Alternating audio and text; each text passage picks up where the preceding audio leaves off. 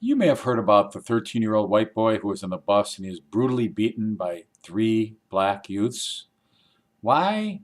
Because he reportedly told on the black youths for selling drugs.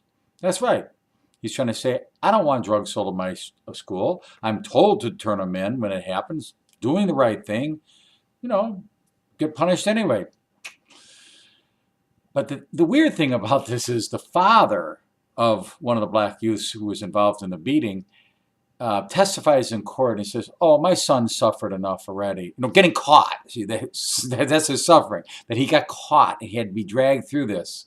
That's punishment enough. And oddly enough, the Florida Department of Juvenile Justice agreed. They recommended, yeah, probation. Huh? Getting caught on cell phone, on a video on a cell phone, is enough. According to that, it's like being a bank owner and say, come rob my bank. If you get away with it, you get maybe $50,000. If you don't get away with it, you get probation. Yeah, that's a real deterrent to crime. I mean, what would happen if this were turned around? What if it was three white boys beating up on a 13-year-old black youth? Where would Al Sharpton be in a case like that? How about Jesse Jackson?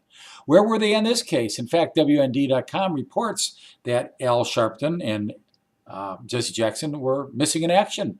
And the former Congressman, Alan West, just says, hey, that's not cool.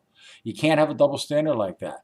If you get a cry foul on the Trayvon Martin killing and fault George Zimmerman, even after he's off and he's found not guilty, you can't just ignore stuff like this. And you can't just keep race baiting all the time.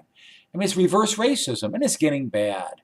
So, does anybody feel the way I do, that the reporters are biased and are hiding their heads in the sand like ostriches for the most part, and that black leaders for the most part are just looking the other way, or outrightly just having a blatant double standard? I mean, incredibly blatant double standard.